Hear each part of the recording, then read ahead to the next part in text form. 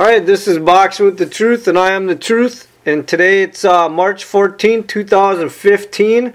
And we are here with heavyweight James Quick Tillis, the Fighting Cowboy. How you doing today, James?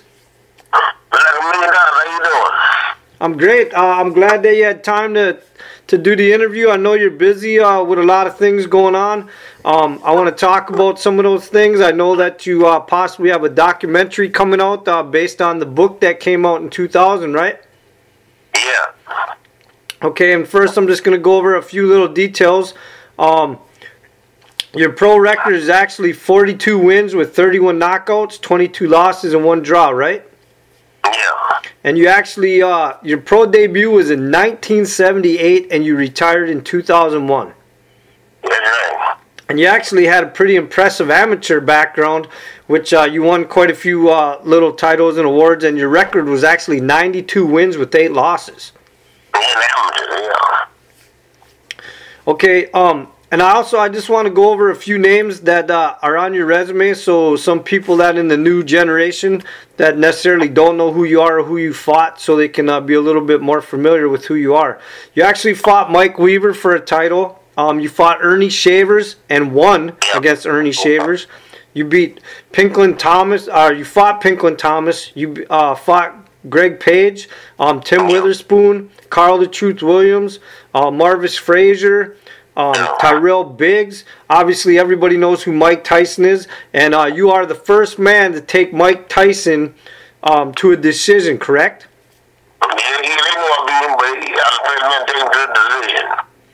Okay, and you fought Joe Bugner, Michael Williams, Frank Bruno, Evander Holyfield, Gary Mason, Tommy Morrison, rest in peace, Ron Standard, Domingo DeEli, and Gary Cortez.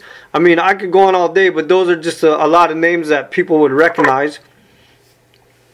And you actually were involved in 2 movies too, right? You actually acted twice. The Color Purple, which everybody knows, The Color Purple, and actually a boxing movie called Piercy and Thunder.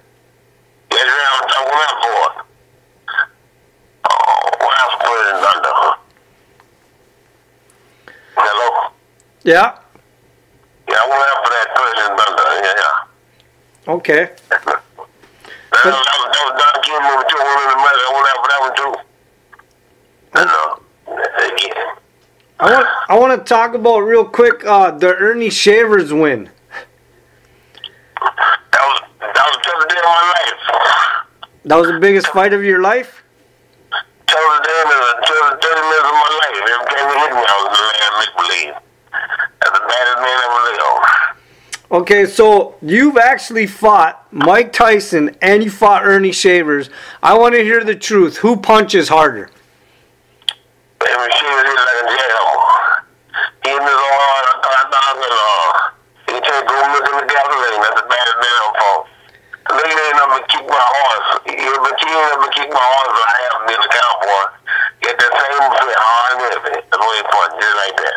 So he punched as hard as a horse kicks. That's right. Do you think if him and Mike Tyson were in the same generation and they fought each other, who would win? Man, she was Michael Broke on Tyson. That boy, he been him over so high, he couldn't punch his leg. So,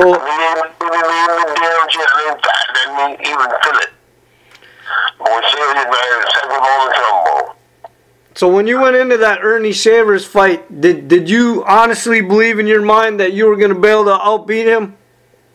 Or outfight him?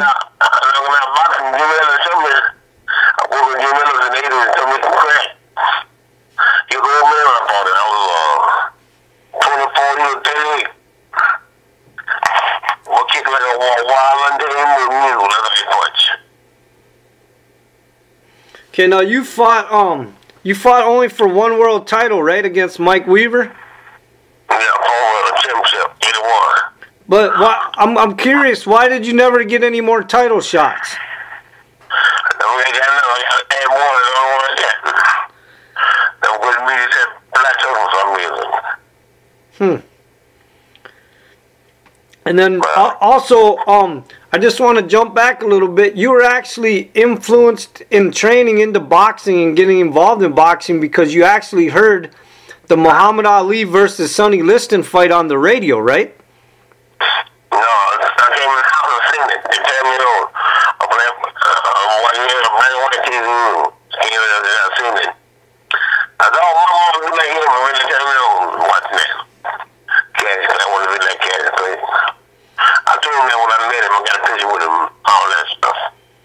I know, and that's quite an interesting story too. That eventually you ended up meeting Muhammad Ali, you ended up sparring with him, you had a relationship with him, and then you ended up having his old trainer Angelo Dundee as well, right? Yeah, but the main man was Bundy and Brown. I live around him, but I won't Angelo. I won't let nobody. He couldn't reach me. He had no soul to reach me down there, you know. The man I needed was Drew Bundy and Brown. I worked with him. I let an awful lot of good stand from him. Learned a lot of good things from him. Drew Bundy and Brown. He's a great motivator. Did you have a relationship with Sugar Ray Robinson? Yeah, I know. I met him 3 times. He was cool. I met him. She's around we're ready to find out live. Okay, now the book that you put out in 2000, that's called Thinking Big, right? Yeah, Thinking Big. And that's what you're gonna do a documentary. Is that gonna be called the same thing when you put out the documentary? No, actually we're working on a movie. Oh, a movie. Yeah, a movie. Well, we done documentary. We're working on a movie. Do you have a title for the movie? Not yet. Okay, when do you have any idea when that's gonna be out or no? No, we're hustling. We got no. That's what you're interested. All right. We'll get the right people interested. If you're ready to somebody, let us know. All right. You hear me? No, I didn't. What was that? If you're ready to somebody about the movie thing from me, let me know. Okay. Well, I think your life would be an interesting movie. I mean, you fought like all the best that were out there, and I mean, you got a lot of ups and downs, and I want to talk about one of those just briefly. You actually started writing the book, it said, when you were in jail. Can you tell me about that? This is what happened. I was sending child support from LA to Oklahoma. And I had my receipts and everything, but they were going the wrong place. I had. He took me to send them to this address, so I sent them to this address. He was going the wrong place there, so they had a warrant from me. And my sister died from LA to Tulsa, Oklahoma, you know what I mean? Just being put in jail. Just VIP easily. And so when I was in there, I was mad. I had all my receipts in there, telling $1,200 a month. But I got mad. I started thinking. I said, Father, this have a good life. I just started writing. If they were coming to me so clear. I was in the same ways, you know. I was thinking right. As some guys shopping my pencil, I got thinking right. So for about 2 weeks there. How long were you in there? About 2 weeks. About 2 or 3 weeks. About 3 weeks. Okay.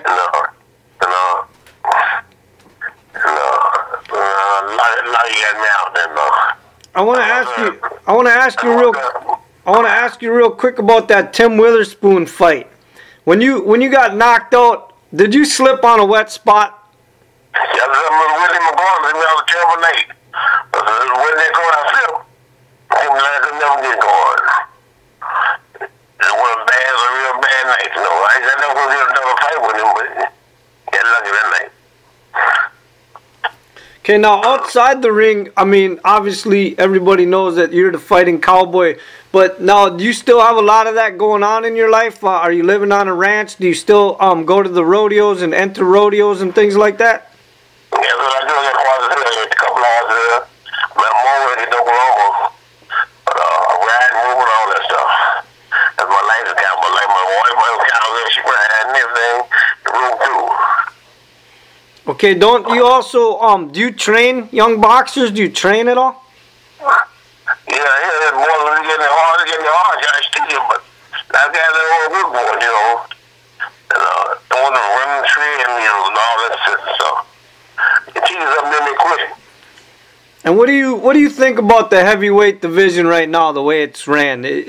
It's so different compared to the way you fought. What do you think's wrong with it? They're ragging at a killer crowd. It ain't like there's one champion and two champions, and all that stuff not there. It ain't prestige like it used to be, you know. The prestige. Do you still believe in that statement you made a while back where you said boxing should be named "No Punks Allowed"? Yeah, it should be named "No Punks Allowed." PA is a man game. Did you ever, when you fought, did you ever have any superstitions or rituals or habits that you did before a fight? No. I said, God be with me, that's all. That's my superstition. He's everything, but have God be with me. God is for Jesus, Holy Ghost, that's mine. I'm a Christian man, that's all I need. I don't need all that old funny stuff. Hey, when you fought Evander Holyfield, he was 18-0 at that time. Did you think that man was going to be as good as he ended up being? What did he end up being? A 4-time world champion, right? But boy, it would have been it, boy. But what was setting up that fight, you know? I trained no home and part of that clock and breathe right there, you know. I thought he was a man, a friend of mine, he making money under the table. And they making money under the table. People with little doing them guys. I got there if I came here, he read the chapters of their game. What'd you think of Tommy Morrison as a fighter? He's a good fighter. So you think he could have been a better fighter if he just would have lived a little better and wouldn't have threw his career away? Yeah, he could have been a better fighter. They got nothing bad to say about it. He could have been a better fighter. Do you still watch boxing and stuff, or do you follow it on TV at all anymore? Yeah, I watch boxing. My wife, she's a fight lady, so I'm into her. And she runs over Tillis, one of the greatest. So what do you think of Al? Oh, I'm sorry. Go ahead. I watch it a lot. I watch boxing a lot. Okay. Oh, you're gonna watch it tonight? You said. You'll watch it right tonight. Oh, okay. What do you think of Al Heyman and him starting this new NBC Premier Boxing Champions and getting all the boxing back on national TV? They're real good. He got to do so good. There's a new Don King got to do so good.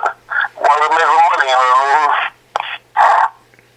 The boxing is a tough game. It's a tough, dirty game, man. And I'm going to deal with him and doing good. You know, the fighters. Yeah, you see the shine on TV. Okay. Well, listen, I'm going to end the interview on that note. I appreciate you taking time and talking about some of the guys that you fought and what you think about boxing right now. And is there anything that you want to say to your fans out there or your supporters throughout your career? Yeah, they tell my fans, but that's my movie. I'm not going to be a dirty game or anything with the Stir James Quick Tillis, the fighting cowboy. Look out for it. Okay, everybody heard it here. James Quick Tillis. He's got a movie coming out soon. Look for it. Also, he still has the book out called Thinking Big. So if you want to learn more about James Quick Tillis after this interview and you knew who he was or you didn't know who he was, go ahead and pick up the book. You can probably get it at a bookstore near you or Amazon.com. I'm definitely going to get the book myself. I think it's an interesting story that you have, James, and I'm looking forward to reading it and watching the movie coming out. Okay, thank you. All right, well, Thank you for the interview. and thank you for taking the time. I'm a huge fan, and I think you had a great career. And like you said, the heavyweight division just isn't the same like it used to be. You fought everybody that was put in front of you. I mean, your whole resume is nothing but names that everybody knows, and that's the way it should still be, that when you look at a guy's resume, you should be able to recognize everybody on there. That's right. All right, and with that, the truth has spoken.